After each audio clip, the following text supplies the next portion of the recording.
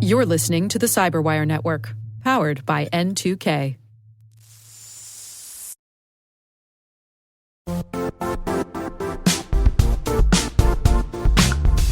The IT world used to be simpler.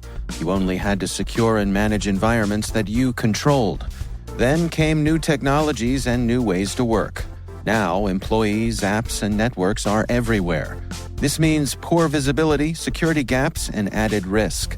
That's why Cloudflare created the first-ever connectivity cloud. Visit cloudflare.com to protect your business everywhere you do business.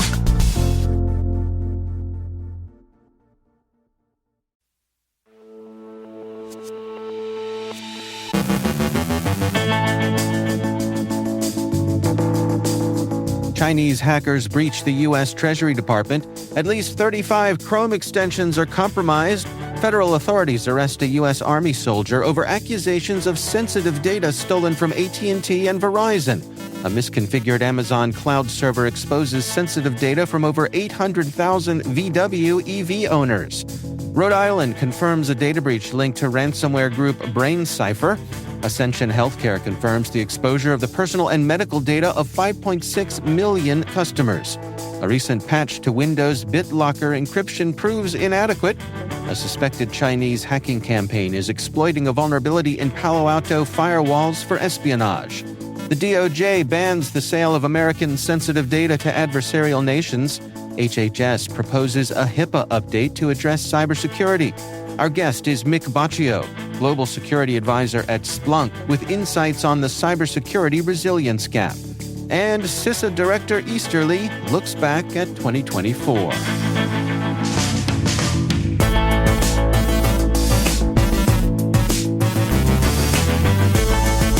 It's Thursday, January 2nd, 2025. I'm Dave Bittner, and this is your CyberWire Intel Briefing.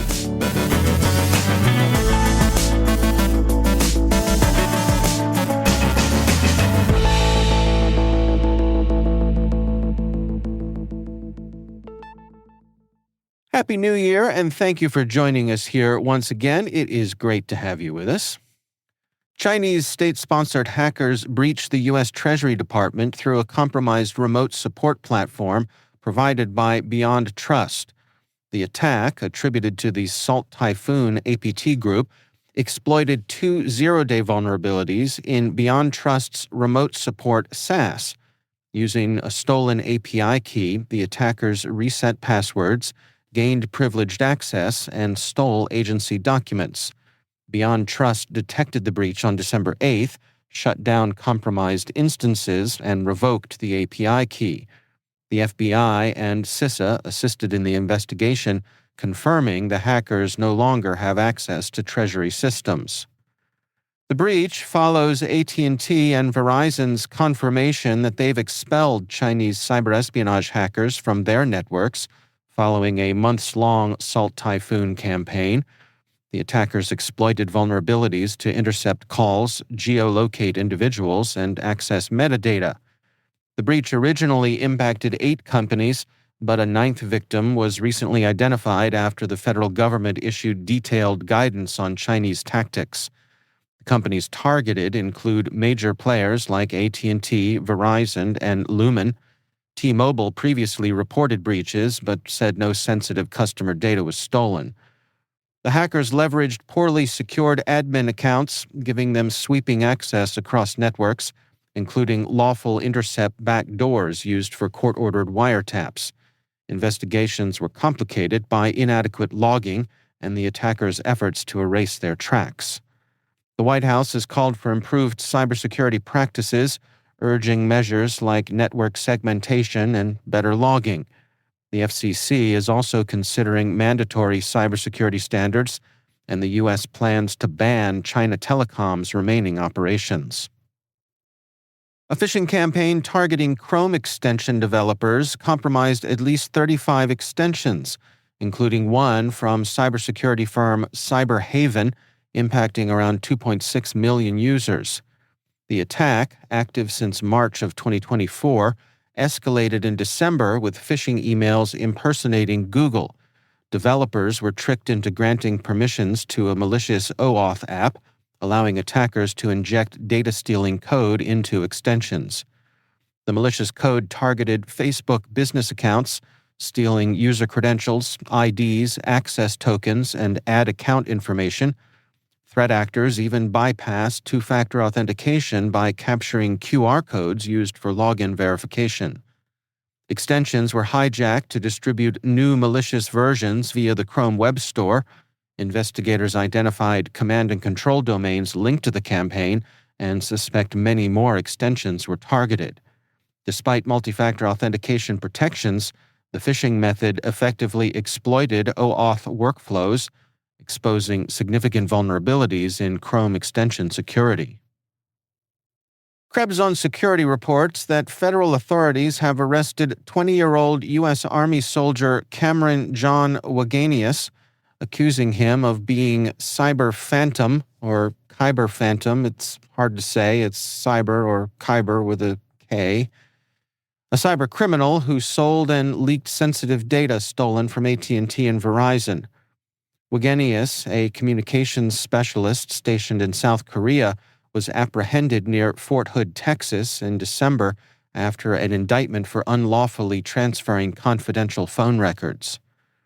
Cyber Phantom allegedly hacked 15 telecom firms, including AT&T and Verizon, and leaked call logs of prominent figures, such as President-elect Trump and Vice President Kamala Harris.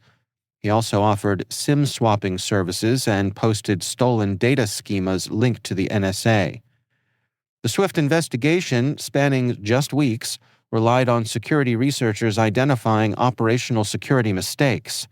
Experts warn young cybercriminals of escalating risks as law enforcement improves its ability to track and prosecute cybercrimes domestically. This case has been transferred to the Western District of Washington. A Volkswagen subsidiary, Cariad, exposed sensitive data from 800,000 EV owners due to a misconfigured Amazon cloud server. The leak included contact information, movement data, and precise location data accurate to within 10 centimeters for Volkswagen and Seat vehicles and 10 kilometers for Audi and Skoda. High-profile individuals, including German politicians, Hamburg police, and intelligence employees, were affected. The hacker group Chaos Computer Club discovered the breach and alerted authorities, giving VW 30 days to resolve it. Volkswagen confirmed the data was pseudonymized and accessed through a complex multi-stage process. No passwords or payment details were exposed. Rhode Island has confirmed that cybercriminals have published personal data stolen from its social services portal, RI Bridges. The breach, linked to ransomware group BrainCipher, compromised citizens' sensitive information, including data from individuals applying for health services. Deloitte, the state's vendor, revealed that files had been leaked on the dark web. Governor Dan McKee stated that IT teams were analyzing the released data, urging residents to freeze and monitor credit to protect financial information. Social engineering attacks are also a concern. RI Bridges remains offline with investigations ongoing. BrainCipher claims to have stolen 1 terabyte of data in the December breach, targeting systems outside Deloitte's network. Deloitte and Rhode Island have not verified these claims. A December 20th filing with Maine's Attorney General revealed that a May 8th cyber attack on healthcare giant Ascension exposed the personal and medical data of 5.6 million customers. The breach occurred after an employee mistakenly downloaded a malicious file. Exposed data varies by individual and includes medical records, payment information, government IDs, and personal details, although Ascension confirmed its core clinical systems were not accessed. The incident highlights ongoing vulnerabilities in healthcare cybersecurity following similar breaches in 2024 at Change Healthcare and Kaiser Permanente. Proposed legislation, the Healthcare Cybersecurity and Resilience Act, seeks to bolster defenses with grants for healthcare organizations. A recently patched flaw in Windows BitLocker encryption remains vulnerable to attacks, researcher Thomas Lamberts revealed at the Chaos Communication Congress. Using a method called BitPixie, Lamberts demonstrated how rebooting a device in recovery mode with PXE booting enabled allowed him to extract encryption keys from memory and decrypt data. Lamberts criticized Microsoft's patch as insufficient, noting that disabling the network stack in the BIOS is the only effective mitigation. A suspected Chinese hacking campaign is exploiting a vulnerability in Palo Alto firewalls to deploy a custom malware backdoor for espionage, according to Northwave researchers. The backdoor, a variant of littlelamb.wolt, installs disguised as a logd file and provides extensive functionality, including file manipulation, network tunneling, and SOC 5 proxy setup. Exploited since November, attackers use the vulnerability to gain root privileges and deploy additional payloads. Palo Alto patched this flaw and another, advising administrators to limit web management portal access to trusted IPs. The campaign aligns with Chinese threat group UNC 5325's strategy of targeting edge devices, similar to their past exploits of Ivanti VPNs and Fortinet firewalls. Researchers say thousands of devices may be affected. The U.S. Department of Justice has finalized a rule banning the sale of American sensitive data, including biometric, geolocation, health, and financial information, to adversarial nations like China, Russia, and Iran. Stemming from a February executive order, the rule targets efforts by hostile nations to use such data for AI development, cyberespionage, and influence campaigns. Assistant Attorney General Matthew Olson emphasized the rule's role in protecting national security. Implementation begins 3 months after its Federal Register publication. The U.S. Department of Health and Human Services has proposed updated HIPAA cybersecurity rules to protect patient health data amid increasing healthcare data breaches and ransomware attacks. The proposed measures include mandatory encryption of protected health information, multi-factor authentication, and network segmentation to limit attackers' movements. White House official Ann Neuberger highlighted the urgency, citing high costs of inaction, which could endanger critical infrastructure and patient safety. The updates, expected within 60 days, mark the first major HIPAA security revisions in a decade. Implementation is projected to cost $9 billion in the first year and $6 billion over the next 4 years.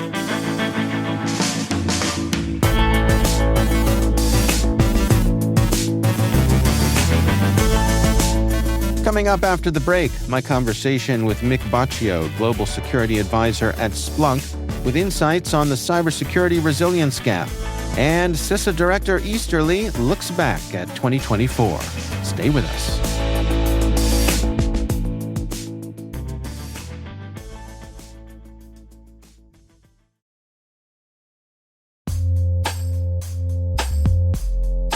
And now, a word from our sponsor, KnowBe4. It's all connected, and we're not talking conspiracy theories. When it comes to InfoSec tools, effective integrations can make or break your security stack. The same should be true for security awareness training.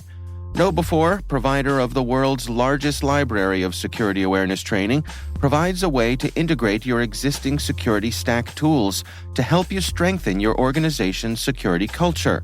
KnowBe4's Security Coach uses standard APIs to quickly and easily integrate with your existing security products from vendors like Microsoft, CrowdStrike, and Cisco, 35 vendor integrations and counting. Security Coach analyzes your security stack alerts to identify events related to any risky security behavior from your users. Use this information to set up real-time coaching campaigns targeting risky users based on those events from your network, endpoint, identity, or web security vendors. Then coach your users at the moment the risky behavior occurs, with contextual security tips delivered via Microsoft Teams, Slack, or email. Learn more at knowbefore.com/securitycoach. That's knowbefore.com/securitycoach. And we thank KnowBe4 for sponsoring our show.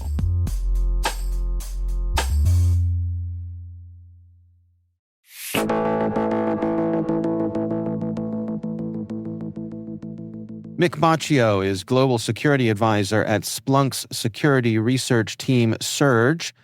He joins me to share some insights on the cybersecurity resilience gap and the top cyber challenges and priorities for the public sector. When it comes to supply chains heading to 2025, I think it's really, really weird. It goes back to the Foundry report we just put out talking about the resilience confidence gap, where a lot of folks think that they're very secure, very prepared for a specific scenario, and the other scenarios that are maybe more likely to happen, they are unprepared for. So, I think the folks that I've talked to, the organizations I've worked with, 50-50. I think it was around 52% decision makers, both public and private sector, don't feel confident in the understanding of requirements for digital resilience. So if you're not able to, kind of articulate what it means for your organization, that's going to kind of muddy up the waters when you're trying to define how can I secure my supply chain and be confident in that going into 2025. Is this kind of the cyber equivalent of, being afraid to get on an airplane, but even though it's much more likely you're going to get, run over crossing the street? Well, I think it'd be the metaphor I would use, the analogy I would use is, I'm buying 3 different kinds of insurance, but I'm not going to wear my seatbelt on the plane. Gotcha. So, when you look at organizations that are and kind of 50-50, and the survey we did, the private sector scored a slightly higher, but I think it's really even across the board, where organizations that prioritize things like asset inventory, MFA, patch management, those things I kind of call the cyber veggies, where these are the things you're supposed to do. And if you don't, your enterprise suffers in the same way you're supposed to exercise, get some water, and eat mostly green stuff, and you don't, your body suffers for it. So I think it's a prioritization of those organizations that realize how important that is. That foundation is going to be what's most critical. I think the analogy that I've heard a lot, or what I've tried to use, is, don't be more concerned with innovation and focus on foundation. What do you suppose is generating this gap here? I mean, why the focus on things that might not be the best first place to start? Because they're so cool, Dave. They're so cool. When you look at all, and I am so guilty of this as well, right? When you look at all of the advancements, and we haven't talked about AI in about 3 or 4 minutes, so let's talk about AI. When you look at the advancements in generative AI, large language models, and all of the use cases that have been developed in just the past 8 months, the past 18 months, it's been phenomenal to see on the defensive side of the board. And focusing on that is amazing because, it solves this very specific problem. But when you look at the overarching themes of it, focusing on the basics, it's not very sexy. It's not very, cool to say in a briefing. It doesn't make a cool slide that, everyone in our enterprise has multi-factor authentication. All the administrator accounts are using hardware tokens, FIDO-based, things like that. It's the things we need to do, but there's not really a appeal to doing them. You want to do the cool thing, the new thing. And I think we're losing sight of the foundational security that makes us better at, implementing the new things we have. Is this an opportunity for folks to focus on things that maybe are a better bang for their buck? Well, and I think when you talk about, more bang for your buck, that's the issue, right? The Foundry report, we said, I think the data was 82% of both public and private sector organizations face budget-related obstacles. And that's not a new story, right? Money, it always comes down to resources. It always comes down to available resources to implement the things that you want. And I think budget's always going to be a challenge. I think across the public sector and the private sector, and I know the public sector has more budgetary concerns, but I think it's the prioritization of those things, what you can do inside your budget, that more bang for your buck. What can I do that is low cost but high effort? One of the things that caught my eye in your research was it seems like supply chain security is slipping down the priority list. Am I right there? I don't know if I would say that it's slipping down the list. I think it's a matter of other issues kind of bubbling to the top or becoming equally as important. Um, when you look at supply chain, supply chain, I think, is just one facet of your organization's resilience confidence. If there is a cyber attack, 95% of the folks we surveyed agreed, hey, resilience is super essential. And I think two-thirds of them really agreed with that. But I think that really comes down to that foundational security. What are you focusing on to get better in a case of an attack or in case of downtime? How can you recover? How can you stay above board? How can your enterprise keep running? And I think when you look at supply chain attacks, that's just one of the many scenarios that can happen that would affect that resilience posture. If I'm the person at my organization who's responsible for this stuff, and I have to get in front of the powers that be and justify the things that we're doing here, do you have any tips on telling this story of making sure that the non-sexy stuff gets its due? Oh, wow, the non-sexy stuff gets its due. It sounds like the title of my autobiography. So I think it's kind of making that message resonate in a manner that's going to speak to your board, to your leadership, to your executives. I think when we talk about value, what value are we bringing? On a lower scale, we think of value not in monetary terms, but when you speak to your executives, please keep that in mind. There's an organization, a business that they're running. I think that putting the basics in the frame of cloud security, observability, AI, orchestration, automation. I think more and more folks in the public and private sectors, I think 2/3 of public sector are realizing how important SOAR is because of the amount of data that we're processing now, the amount of data that we're being, kind of looking at to aggregate, and it's growing more and more. So I think the ability to speak to the board, to speak to your leadership and say, hey, us doing the foundational things right will let us be more agile in the future. I think what's the phrase, if you're not agile, you're fragile. But again, it's that foundational security, I think, that folks kind of overlook, and that becomes more critical as we move on, as the data expands. What are your recommendations for organizations that want to do a better job with this? That recognize, see the numbers here, recognize that they need to make some adjustments. Any words of wisdom? Words of wisdom. What adjustments can you make? Honestly, my biggest achievements, my biggest successes have come from partnerships. Whether that be a partnership with something like an ISAC that is specific to your organization's vertical. We are talking with colleagues who are essentially facing the same issues that your organization is. You're not in this alone. And I think it's that community effort, the whole rising tide lifts all boats.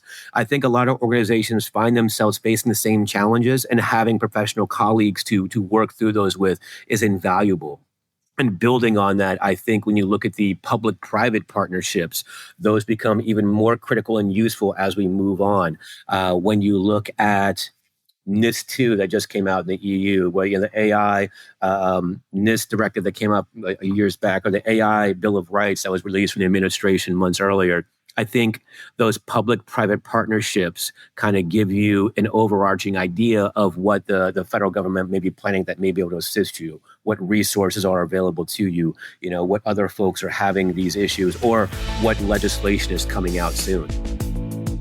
That's Mick Baccio, Global Security Advisor at Splunk's security research team, Surge.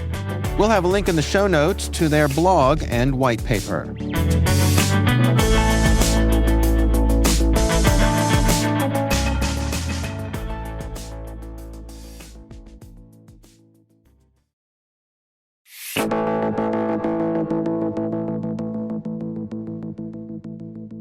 And finally, the U.S. Cybersecurity and Infrastructure Security Agency celebrated a year of growth and accomplishment in 2024 as highlighted in its year in review by outgoing director Jen Easterly. With warmth and appreciation, Easterly reflected on CISA's collaborative efforts with industry, government, and international partners to enhance national cybersecurity. Notable achievements include the Pre-Ransomware Notification Initiative, which sent over 2,100 alerts in 2024, mitigating threats to schools, healthcare organizations, and critical infrastructure. CISA also blocked 1.26 billion malicious connections, remediated 861 vulnerabilities, and issued nearly 1,300 cyber defense alerts. Programs like Secure by Design gained traction, rallying 250 software manufacturers to commit to secure practices. CISA's CyberStorm 9 exercise prepared over 2,200 participants for advanced cyber threats, while its Protect 2024 election portal centralized resources for securing the November elections. The agency also launched its first international strategic plan, advancing global partnerships and prioritizing AI system security. Easterly emphasized the critical need for collaboration to address emerging threats, ensuring CISA remains resilient and innovative in its mission. While CISA's 2024 accomplishments highlight its role as a cornerstone of U.S. cybersecurity, the agency faces uncertainty as it transitions to new leadership under an incoming presidential administration. The robust progress made, such as advancing ransomware defenses, securing elections, and fostering international partnerships, serves as a testament to its effectiveness. However, evolving geopolitical threats, challenges in regulating AI, and potential shifts in federal priorities could impact its trajectory. As CISA moves forward, its ability to sustain bipartisan support and adapt to new directives will be critical in navigating this uncertain landscape and ensuring its continued mission to protect the nation's critical infrastructure.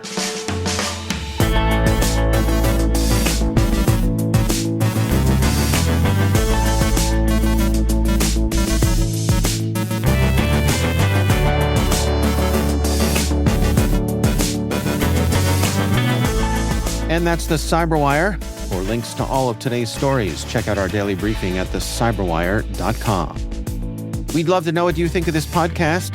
Your feedback ensures we deliver the insights that keep you a step ahead in the rapidly changing world of cybersecurity. If you like our show, please share a rating and review in your favorite podcast app. Please also fill out the survey in the show notes or send an email to cyberwire@n2k.com. We're privileged that N2K CyberWire is part of the daily routine of the most influential leaders and operators in the public and private sector, from the Fortune 500 to many of the world's preeminent intelligence and law enforcement agencies. This episode was produced by Liz Stokes. Our mixer is Trey Hester, with original music and sound design by Elliot Peltzman. Our executive producer is Jennifer Eiben. Our executive editor is Brandon Karpf. Simone Petrella is our president, Peter Kilpie is our publisher, and I'm Dave Bittner. Thanks for listening. We'll see you back here tomorrow.